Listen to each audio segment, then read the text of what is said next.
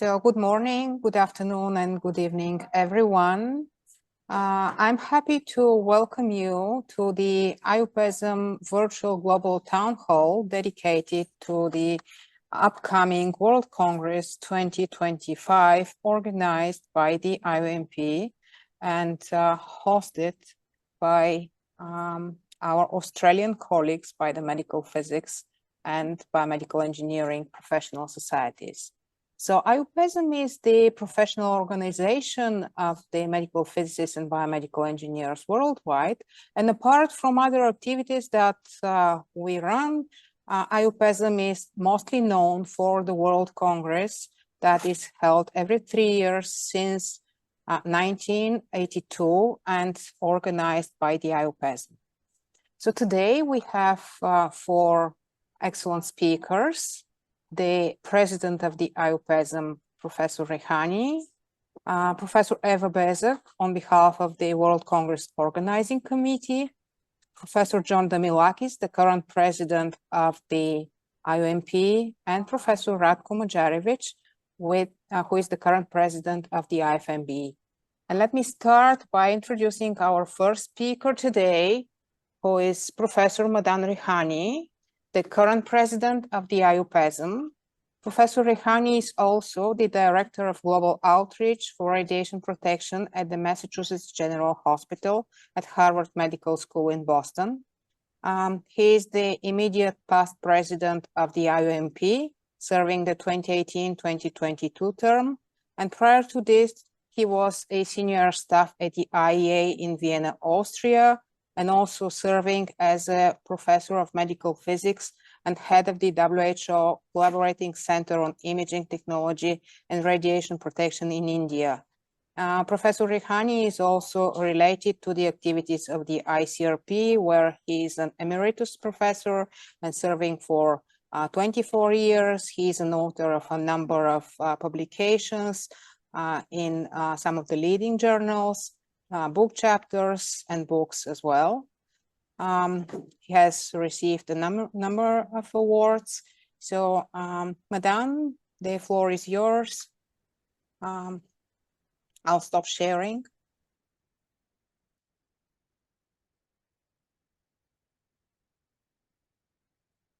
Thank you, Magdalena, and welcome to all participants. Good morning, good afternoon, good evening, as may be the case. Today, we are talking about the World Congress on Medical Physics and Biomedical Engineering. Let's have a quick look on the origin and some historical aspects. The World Congress emerged from the collaboration between 2 international organizations, that is the IFMBE and IOMP. IFMBE was founded in 1959 and IOMP in 1963. A joint meeting of these 2 organizations was held in 1976, and this was during the 4th International Conference on Medical Physics at Ottawa, Canada, and that created the beginning of the joint medical physics and biomedical engineering conferences. It was agreed to hold the 1979 International Conference together in Jerusalem. IUMP was established in 1980. The president is elected by term. For example, for the term 2022 to 2025, I am president because I was president of IUMP in the previous term. For the next term, the current president of IFMBE, who will be finishing his term as president of IFMBE, he will become president of the IUPESM. So like that, alternatively, we alternate between the IUMP and IFMBE, and vice president accordingly is for the other. So for example, this term, the vice president is from IFMBE. The next term, the vice president will be from the IOMP. The joint event which was held in Jerusalem was the first actually World Congress on Medical Physics and Biomedical Engineering. Sometime there may be reference to 1983 event held in Hamburg as the first World Congress on Medical Physics and Biomedical Engineering. Since then, there have been regular joint conferences on medical physics and biomedical engineering every 3 years. This is a list of the conferences starting from 1976 to the last one, 2022. I had the pleasure of participating first time in 1994 conference, and I have been participating in all the conferences subsequently. It has been great pleasure participating in the World Congresses. The next conference is in 2025 in Adelaide, and today's global town hall is meant to apprise more details about that. And subsequent to that, in 2028, will be in Mexico, and we are ready with the bids to be called for the 3031 anytime, and the decision will be taken at Adelaide about the 2031 conference. Just as a last word to say that IUPESM is conducting a survey on joint medical physics and biomedical engineering departments.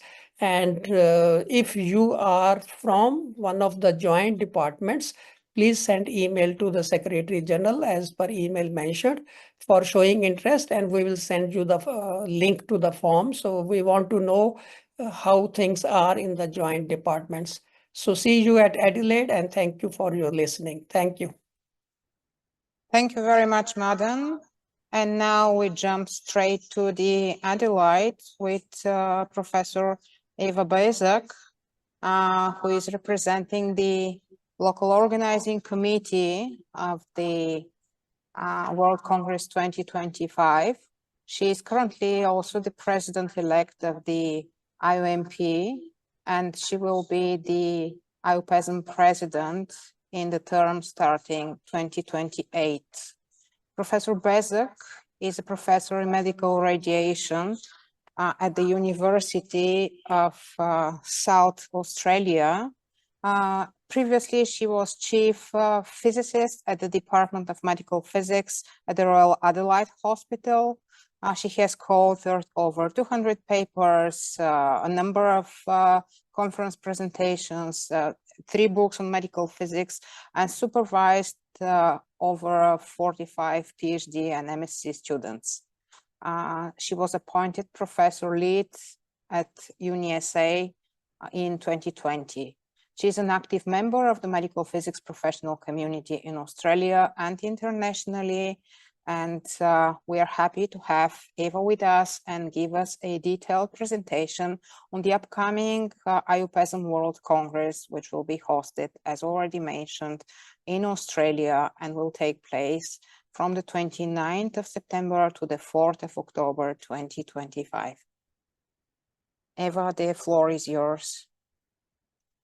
Thank you so much, Madan and Magdalena, and thank you everyone for joining me today. Can I please check that you can see my screen? Yes? Excellent, thank you.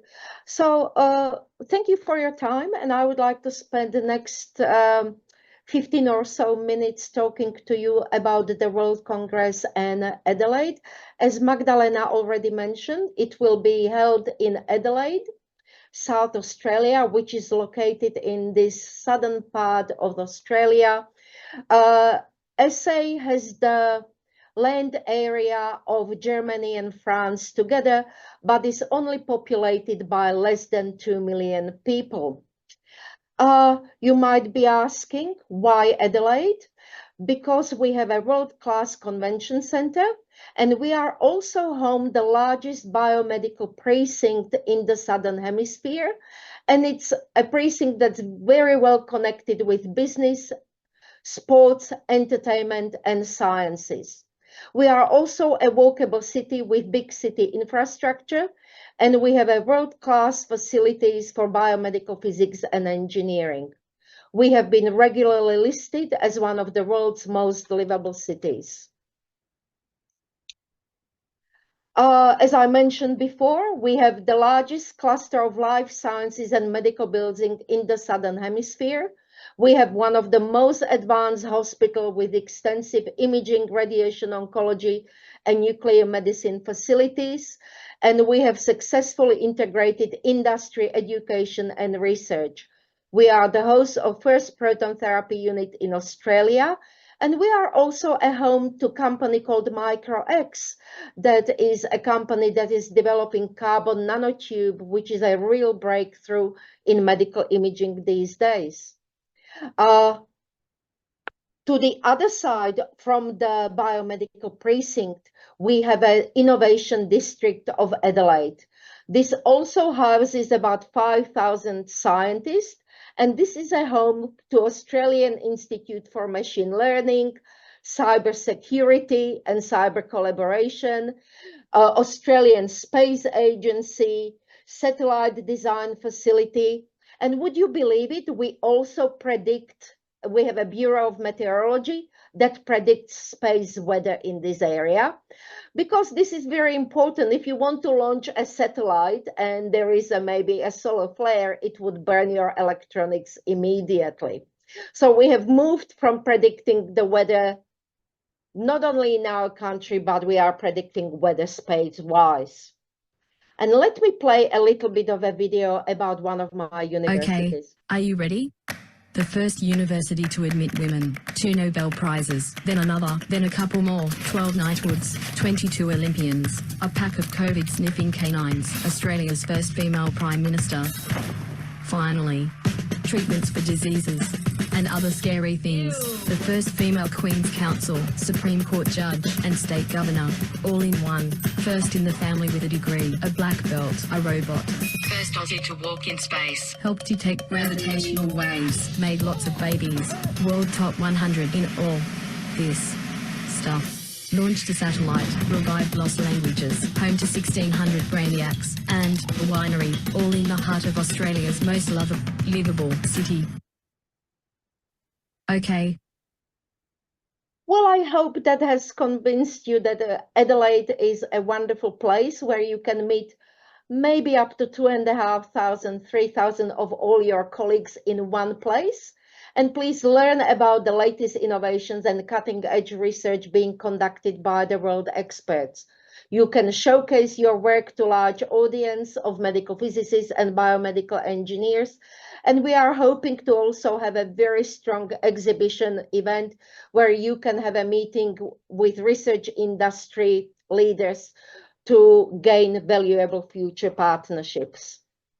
Our local organizing committee also comprises of Mr. Kevin Hickson, who is current president of our local medical physics college, and my 2 biomedical engineering college, Adrian Richards and Michael Flood. The Congress theme, you may be aware that the UN General Assembly proclaimed the 2024 to 2033 decade as the International Decade of Sciences for Sustainable Development. As such, our team is bridging the gap, science, technology, and clinical practice for a sustainable world. We have included theme tracks such as global health, green health, environmental sustainability in healthcare technology, affordable and sustainable medical technologies, and biomedical equipment maintenance in resource-constrained environments. We have, in collaboration with IUPESM, IFMBE, and IOMP, ended up with 27 tracks, which vary from radiation oncology imaging to digital health, cybersecurity, education, biomaterials, neuroengineering, as well as diversity and inclusivity in medical physics and biomedical engineering. Our scientific committee chairs have just been appointed. On behalf of IOMP, it will be Professor Mahesh from the United States. On behalf of the local organizers, it will be Professors Michael Douglas and Professor Karen Reynolds, representing biomedical engineers. Key dates, guess what? If everything goes well, the abstract submission will open tomorrow. It will close on 2nd of March, and we hope to give notification to authors by 30th of April. Early bird registration will finish by 16th of May, and author registration deadline by 16th of July. This is what the abstract submission portal will look like. you will have to set up an account before you can proceed with the abstract submission. We have also opened, I don't know how many industry representatives are at the moment in the audience, but we have also commenced our sponsorship and exhibition package with a large variety of sponsorship offerings. And this is what the exhibition hall will look like. We have up to 117 booths with a side room that will be available for electronic posters, with a smaller stage area where we will be giving opportunity to interested sponsors to give small 5 to 15 minutes presentations about their products. A few words about Adelaide Convention Centre. It has a large plenary hall that can accommodate up to 3,500 delegates. It has 32 meeting rooms and a huge ballroom that overviews beautiful Adelaide River. It has an excellent Wi-Fi technology that allows up to 12,000 individual connections. That means that you can connect your phone, your laptop, and your tablet all at the same time. Adelaide Airport is quite unusual in that it's located only 7 kilometers from the city, and it has central access to Australia. It's fast, efficient, and clean. We have direct connections to up to 320 cities, maybe with one stop around the world. We have collaborations both with Qatar Airlines and Emirates, which gives us an easy connection anywhere to Europe. And via KL and Singapore, we are very well connected to Asia. There is 6,000 hotel accommodation rooms available, from student accommodation to 5-star hotels. Preliminary registration rates, these are now listed in US dollars. They will vary from member rates. That means if you are from a country that has IOMP or IFMBE membership, you will be paying member rates, to different and nearly half member rates for participants from low to middle income countries and to students. Of course, the rates will increase for standard registration and late registration about 1 month before the Congress. I would like to mention that our registration fees are about 20% lower than those that were listed in Singapore World Congress, and this is despite the large inflation we have seen around the world. So how can you be involved? Please register your interest at the World Congress website. Please submit your abstract or start thinking about your wonderful work that you would like to present and share with us. Be part of the committee. You can send me a note, or you can, when you register your interest, you can make a note that you would like to be actively involved in the Congress. Encourage sponsors from your country to participate. At the back of the exhibition hall, we would like to have something that's called Startup Alley, where we would like to actually invite companies maybe that are not big in biomedical industry, but would like to exhibit at the World Forum, and we would like to give them opportunity to present their wonderful products. If you are a senior member of medical physics or biomedical engineering profession, please enable your students and early career and mid-career researchers to participate. Seek and identify sponsorship to attend the World Congress 2025. We as the organizers, we are currently talking to a number of Chamber of Commerces, for example, Australia, Japan, Australia, India. I have started conversation with Germany, because it's one thing getting the sponsors to exhibit. I understand it might still be a problem for participants to have enough funds to be able to attend.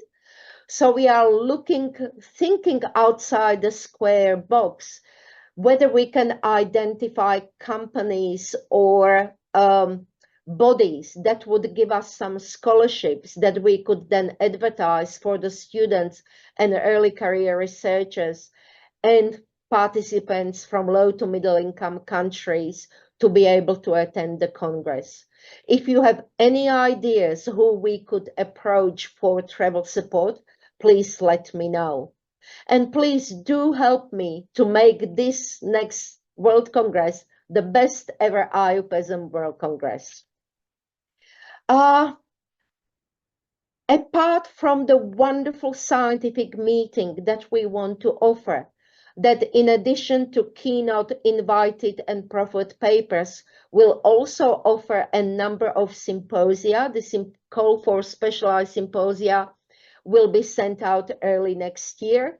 We also want you to enjoy the camaraderie of your colleagues and maybe gain new experiences by visiting Australia. We will be offering a partner program. So if you bring your loved ones, family members, children, partners, we will ensure that there will be opportunities for daily tours, and whether half-day tours or daily tours. And we will also offer a day tour pre and post Congress. We will have a tour desk available at the registration. So it would not be really for me not to finish my talk with some exciting images of Australia. Couple of hours from Adelaide is Kangaroo Island, where you can get close to the seals. This is UNESCO World Heritage Island, where you can see some of the most beautiful nature typical of Australia. And if you are very brave, you can also book a trip to go shark diving. Anyway, I hope I have convinced you that we will have a superb meeting for biomedical engineers and medical physicists next year in South Australia, and I'm hoping to see you all there. Thank you. I'll stop sharing.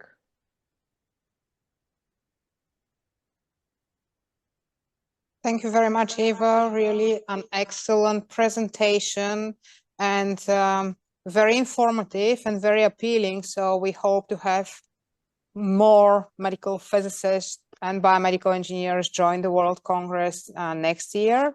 And to the audience, within the next months, from now on, you shall hear more such presentations and get additional information for the upcoming World Congress throughout different events, some of them organized by IOMP, others organized by the IFMBE, and of course the IUPESM as the umbrella of both organizations and one of the main organizers of the World Congress. Now, allow me to introduce our next speaker, Professor John Damilakis, who is the current president of the International Organization for Medical Physics. Professor Damilakis is a director of the Department of Medical Physics, School of Medicine at the University of Crete, and director of the Department of Medical Physics of the University Hospital in Heraklion in Crete in Greece. He holds the position of president, as I already mentioned, within the IOMP, and has previously had various leadership roles, including president in organizations such as the European Federation of Organizations for Medical Physics, IFMBE, the European Alliance for Medical Radiation Protection Research, Euromed, and the Hellenic Association of Medical Physics. Professor Damilakis has shared his expertise as visiting professor, delivering lectures all over the world, and he has expertise in many areas related to medical physics, with a huge number of publications, citations, and an H index of 53. So today we're happy to welcome Professor Damilakis, both in his role as the president of the IOMP and also as one of the experts in artificial intelligence when it comes to medical physics. So John, the floor is yours. Thank you, Magdalena. I hope you can hear me. Yes. I'll try to, oh, thank you. Thank you for this nice, can you see my screen? My presentation? Yes. Okay, that's great. So again, Magdalena, thank you for this a nice introduction. So now a topic that's somehow irrelevant to the World Congress 2025. But then again, AI does have a way of showing up in the most unexpected places. So let's see if I can convince you AI actually belongs here. Before getting into my slides, I would like to say that I'm convinced from Eva's presentation. So it will be, I'm sure it will be a great Congress, a great event. So we use several methods to estimate patient doses from X-ray imaging. In many cases, we use fandoms, anthropomorphic fandoms, and radiation detectors such as TLDs or mathematical fandoms and Monte Carlo simulations to estimate doses. The gold standard for dose assessment in diagnostic radiology is Monte Carlo dosimetry. Personalized dosimetry based on patient models provides accurate dose estimates. However, there are some disadvantages, lengthy computation times, also the manual delineation of organs for extracting organ or tissue specific dose values remains a bottleneck, actually a labor-intensive bottleneck. And the question is, could AI make this long process easier and less time-consuming? The very short answer is yes. The pipeline for developing and implementing a machine learning model is based on the steps shown here: data acquisition, pre-processing, feature engineering, model selection, model training and testing, model evaluation, external validation, model deployment. And AI-based dose prediction can be, or in many cases, is a regression problem. A feature is an independent variable, and a label is the parameter we are predicting. So this is a training set to predict lung doses. Just an example, of course. Features are various dose predictors, tube potential, tube load, all these usual suspects, scan length, and so on, and the label is the organ dose. This is the dependent variable. So this is our machine learning training set. And to create this data set, we need DICOM metadata, and of course, conventional dosimetry. In this example, we used personalized patient-specific and equipment-specific Monte Carlo dosimetry. We have taken various approaches to predict doses from X-ray imaging here in Crete. Within the time available, I will present 2 or 3 of them. So the aim of this approach, published in European Radiology 2 years ago, was to develop a methodology to train and deploy a machine learning model for personalized dose assessment in head CT. The graphical user interface of the software shown here offers a friendly, user-friendly way for dose and risk assessment. Data pre-processing was divided into 2 stages. In the first stage, non-patient voxels are excluded from the CT images and those maps, those images. And for this purpose, a binarized image, a mask, is created for each image, each CT image, and applied to the original images, CT images, and the respective corresponding dose images. And in the second stage, data from the processed images together, along with the DICOM metadata, are utilized for the creation of the data array, which is employed for the training of the DNN, of the training of the deep neural network. So on this slide, it is shown the feature matrix with the independent parameters, features, Hounsfield unit, MA, scanning length, pitch, and so on. And the last column is the dependent variable, the dose, organ dose. In this work, we used the Hyperband tuner to choose the optimum values for the number of hidden layers, the number of neurons per hidden layer, and so on. So these are some technical points. I will, in the interest of time, I will skip these. And these are the results. Our results, percentage differences between doses produced using the deep neural network and Monte Carlo simulations. Mean differences are about 5%. And this is, for diagnostic radiology, this is an excellent agreement. Two very recent articles, 2024 articles, published in European Radiology. The other one is in the European Journal of Medical Physics.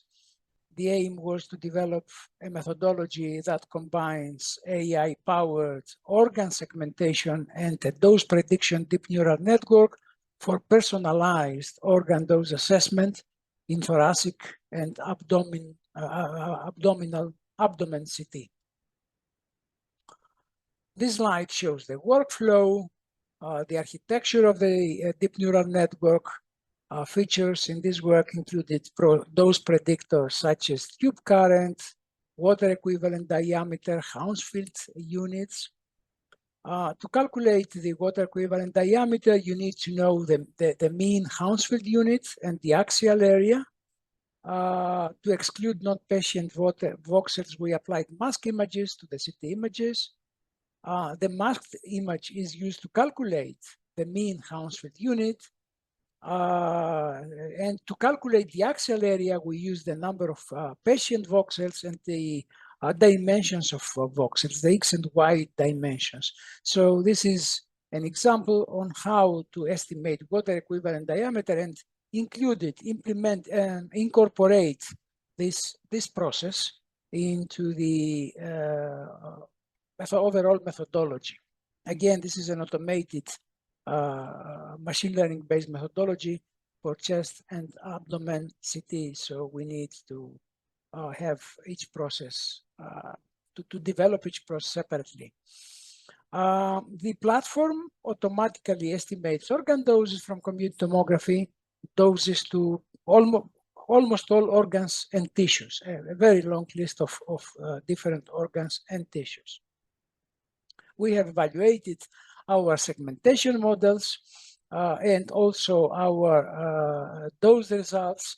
So this slide shows organ doses estimated using neural networks and Monte Carlo simulations. And the agreement is again very good agreement, especially considering that this is for diagnostic radiology. Okay, so I will go directly to the iDose, which is our new platform, a web-based tool. iDose is a platform for personalized organ dose estimation from various modalities, X-ray modalities, radiography, computed tomography, CBCT for radiotherapy, for adult and pediatric patients. iDose is part of the tools developed here in my department.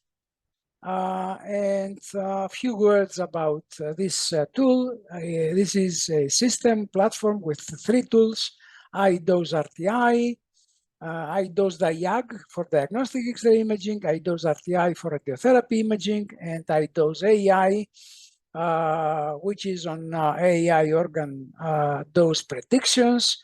We have already deployed 4 AI models there. Again, this platform is web-based. We launched it very recently, less than 2 months ago, and it is freely available for registered users. Well, this is my last slide. AI presents amazing opportunities, but also there are issues and challenges, and these are shown here, the issues and the benefits. It's impossible to provide details within the remaining time. Before I close, I would only like to stress that it is our responsibility, duty, to be critical of the AI software, address ethical, regulatory issues, and develop strategies. We, especially medical physicists, develop strategies for quality assurance, because this is the only way to improve our comprehension of the benefits and limits of the AI technologies. So with this, I would like to thank you for your attention. I'm sure that the World Congress scientific program will include some lectures and courses. Eva,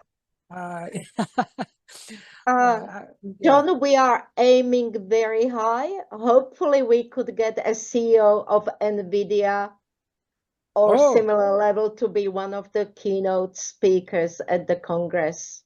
So a reason for people to attend. Another one reason. I think it would not be a conference these days for medical physicists or biomedical engineers if we did not include AI or machine learning in one way or the other. Indeed. And we have so many different applications in diagnostic radiology, nuclear medicine, radiotherapy also. Especially in radiotherapy, a lot of technologies have already been implemented, right? Organ segmentation and in treatment planning also. So I'm sure colleagues will be very interested in those courses and yeah. So okay.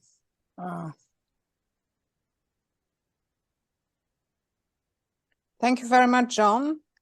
So with this, I'd like to announce that our last speaker today, unfortunately, due to some conflicting appointment, may not be able to join us during the 60 minutes of this webinar. So while waiting and hoping he will be able to join us, I will start the Q&A session. And as soon as Professor Majarevich, who is the current president of the IFMBE, joins us, I'll be happy to. Magdalena, he's already connected. Thank you very much, John. So now I have the pleasure to introduce Professor Majarevich, who is the current president of the IFMBE, one of the constituent organizations of the IUPESM. Professor Majarevich received his PhD in electrical engineering in 1994 from the University of Zagreb. And since this time, he has always been actively involved in the biomedical engineering, not only at national, but also regional and international level. After his appointment in industry at the Institute of Electrical Engineering, he then joined the Electronic Measurement and Biomedical Engineering group at the University of Zagreb. And he's currently a full professor teaching several courses in electronic instrumentation and biomedical engineering at undergraduate, graduate, and postgraduate studies.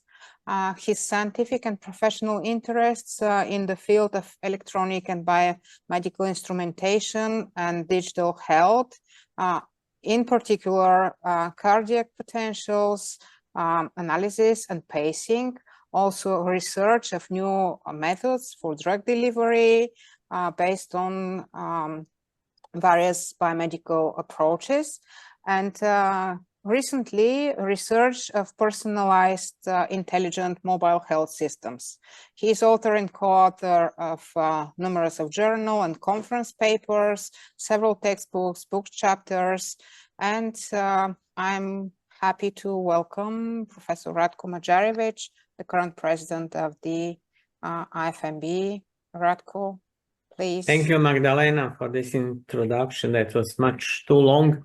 Anyway, I would like to welcome everybody who is present today at this meeting, and I will also like now at the very beginning, so that I'm sure that I don't forget it, invite all of you who will be actively involved in the organization of the World Congress for Medical Physics and Biomedical Engineering, and also to be active there as authors, co-authors, chairs of the sessions, proposals of different workshops, special sessions, and other activities that are today in the, let's say, modern post-COVID times way how to organize the congresses and the networking that is actually a part of the scientific happening that at the congresses.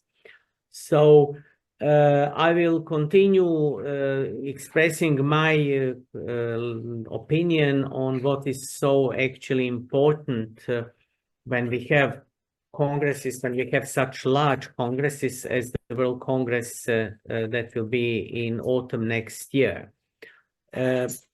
We may today be a lot in contact through the teleconferences and through some video links, but believe me, my experience with many of these meetings is that after 1 hour the concentration falls. That means that we have a 5-day congress and perhaps we will be present only 1 or 2 hours.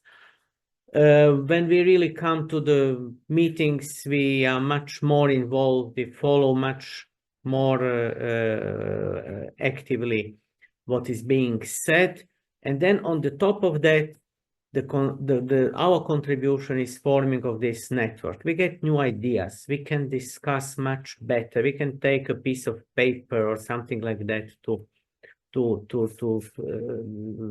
strengthen our ideas with some movements and so on. Therefore, I would also like to stress that in the IFMBE recently we have introduced a lot of panels as an art of expression of the opinion of the participants, and in my views, these panels, this exchange between the different stakeholders and the public and the students is very important. I would also like to especially stress that I think that for the young generation of researchers, it is especially important that they are present at such events and they contribute to the building of the networks. Therefore, IFMBE is always organizing several kinds of competitions at the conferences that are co-sponsored by the IFMBE. So for the written part of the contribution, it is the Young Investigator competition for papers and posters. And then we have a design competition for more hardware-oriented devices and a scientific challenge for different kind of processing of data sets. So please do not only involve yourself into the organization of the World Congress, but invite your younger collaborators and your students to also be a part of this magnificent event that is in front of us. Perhaps I'm very sorry that I was late for this meeting, but I had some exams where I could not be excused. And I would just like to tell a few words more about biomedical engineering. We are still holding biomedical engineering as a part of the name of the organization. It may sometimes look a little bit outdated because now with the new technologies, we have digital health and artificial intelligence and big data and so on. But I think that this part of engineering where I'm coming from, what I call also biomedical engineering, is dedicated in increasing the health and well-being of the population. And that means increasing the accuracy of the diagnostics and the efficiency of the therapy, mainly. We do that with instrumentation, different kind of instrumentation. One part of this instrumentation is also software. You practically don't have today any device that has not embedded software, and therefore I think that we really have to think of generally the application in medicine, biology, and healthcare as that defines our engineering work, whether we come with a more electronic, more mechanical, more computing background in engineering or from medical physics in the field of physics. There were a lot of changes in recent years, and mainly they were, in my opinion, at least caused by two events. One event was pandemic, when we suddenly had to stay home, that we didn't have contact with our students and colleagues for nearly 2 years. When we got used to work from home and at home, and in terms of research and development, I think that it disabled us in bringing some of the skills to our students, who became, which is good, much more independent in searching of different information on the big internet. And still, I think that we have to think on how to change our attitude to the new ways of method and methodology in education. And on the top, the tools that are now present in healthcare, such as already mentioned machine learning, artificial intelligence, the possibility to deal with big data. This is also something that is changing the methodology and the way of thinking of engineers, but also medical staff. So we have to actually tackle with these things, because the technology is developing all the time. We already know that the technology will develop and that we may expect some marvelous new innovation being introduced into the everyday health care. But I think that at this moment we have come to a step when we have to think also of a reform in education in biomedical engineering, of course, also in other fields of science, but that's probably something that the other scientists have to think for their fields themselves. We should be discussing and trying to find the best ways for these changes in methodology, in education, in application in healthcare and medicine, and many, many other things, which then I think we will be able to discuss when we meet at the World Congress. And also in the meanwhile, we don't have to wait for the World Congress, but I think that there we will have a very large and diverse groups from all regions in the world, and that we will be able to strive to some practical solutions which will then bring more success in teaching, research, development, healthcare, and well-being. With these words, I would like to thank you all for listening to me, for coming for this meeting on the internet. And of course, in addition to those questions that may be now present in chat or in Q&A, on behalf of the IFMB, myself and all the other officers of IFMB will always be happy to answer any questions that you have, both having to do with, let's say, science and biomedical engineering as such, or with organizational matters concerning World Congress in the extent that we can from our positions. Thank you very much for your attention, and I'm giving the floor back to Magdalena. Thank you very much, Ratko. And I'd like to thank all the speakers today as we move to the last part of today's webinar. And this is the Q&A session, the discussion. It will be a moderated discussion. So as a moderator, I have selected relevant questions from the chat and from the Q&A section. Prior to asking the questions, however, let me make one brief announcement. So the recording of this webinar will be posted online at the IOMP website and also at the IUPESM website within 24 hours from now.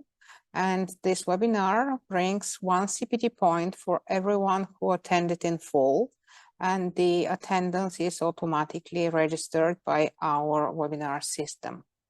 So with this, I shall proceed with the Q&A session. And from all the questions posted in the chat and in the Q&A, I have on purpose selected only those that are related to the World Congress, as this was the primary objective of today's webinar.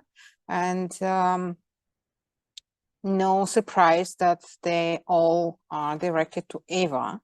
So in the interest of time, I will only ask 3 questions, and I shall ask all of them now and let Eva decide how to answer them. So the first one came from one of the participants who was asking whether the event, whether the World Congress is relevant to radiology specialists. But let me rephrase this a little bit and ask Eva, what other specialists apart from medical physicists and biomedical engineers can benefit from attending the World Congress? And then one more question related to what are the options for sponsorship for participants from low and middle income countries, as well as early career participants. And the last one is whether Eva can kindly disclose any details related to the side events organized by the local organizers in Adelaide. Eva? Okay, thank you, Magdalena. Okay, so that was quite a lot of information. The beauty about the World Congress is, to me, that the program is always so varied and broad that I definitely think that even people outside the main biomedical engineering and medical physics professions would find it beneficial. The exhibition is usually excellent, so it's wonderful to see many companies presenting their new products. I would have thought that any clinical health scientist would be able to find some sessions that would be of interest to them. We have already mentioned artificial intelligence and machine learning. This is really spanning across all health professions, not just radiation oncology or radiology. In addition, IOMP and IFMBE, and maybe John, Madan, Ratko can talk, they always run educational programs through the school. So it's not just the lectures and proffered papers, but parallel to the program, often early in the morning or towards the end of the day, we run topics that are summarized by the best professionals in the business that are of excellent values for postgraduate students and early career researchers, so they can learn from the best. We are also hoping to have debates in terms of program, and one of our KPIs when it comes to lower to middle income countries is considering where Australia is located in Oceania, close to Southeast Asia, that hopefully we can get 30% of participants from Southeast Asia. Hopefully, when they apply, we would have plenty of space to give them opportunities subject to the quality of abstract, to give them an oral presentation so that they can practice their oral research presentation skills. We also are planning to set up a buddy system for the students attending the Congress, where we'll have a group of our students maybe having a student barbecue with the postgraduate students coming from overseas. We will be, as Ratko mentioned, this is not only about maybe education and presentations. The large bit of the Congress is networking and connecting and making new acquaintances and making new friendships. So we will commence early next year a competition in photography in medical physics and biomedical engineering. The convention center allows us to have an exhibition, so hopefully we can then showcase how our colleagues work anywhere around the world. And hopefully we will have one wall to paint where we can create a collective mural where we can express how we work in health space or how our lives are. In terms of sponsoring the people from low to middle income countries, I understand that the costs are often prohibitive for them to attend. So that's why the LMIC countries, the registration is 50% of normal member cost. Secondly, as I said, we are working really hard to work with international bodies, and I also want to brainstorm because you know your contacts. You know, if I need to contact Elon Musk, I will, as an example. If you have contacts where we could apply for travel scholarships. As a matter of fact, John and I have already applied to IUPEP, which is International Union of Pure and Applied Physics, for a certain amount of sum so that we can actually offer travel scholarships. So we are talking to many organizations to give us additional support that will be primarily directed at LMIC participants and postgraduate students. We will be looking at the cheaper options of accommodation, and if people can share accommodation, depending, so you know, that would also bring the costs down. We will be offering morning, afternoon tea and lunch at the Congress. Many of the congresses were without lunch. So I'm hoping that will also maybe address some of the costs that that might be difficult for participants. I'm not sure whether I have covered it sufficiently. John, Madan, Ratko, would you like to add? I think that's. I think you have covered almost everything, and I don't see the points raised by Magdalena left out. So I'm fine with that. Thank you. Yeah, Ratko speaking, I think that you covered what I could also probably remember to say. So for any additional questions, I believe that you as the organizers and we as the supporting organizations will always be open to answer, and all the participants can then send us these to the emails. So we have generic emails for the President's Office and for the Secretary General, please find them on the website, and feel free to write and ask whatever you think we could be able to help with. Thank you very much. Few words also from me, Eva. I think you have covered everything, but I just want to add to what you have already said, that indeed IOMP will include sessions, IOMP school sessions in the program. And I'm confident that not only medical physicists and biomedical engineers, but also healthcare professionals, radiologists, radiation oncologists, nuclear medicine, physicians will benefit from this conference. So I would strongly encourage, and also radiographers. Absolutely. Yeah. So I would strongly encourage colleagues to disseminate information and perhaps invite colleagues, not only medical physicists, but also other professions, to join this very important scientific event.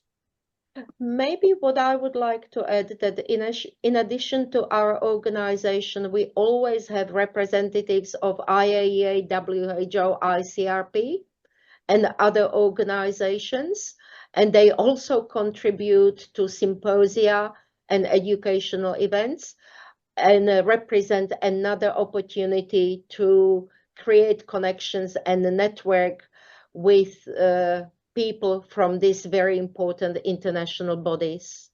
Madan? Sure, yeah. Yeah, we always have in the World Congresses representatives from IAEA, WHO, ICRP, and many other international organizations. And sure, the participants will benefit from by interactions with them. Thank you.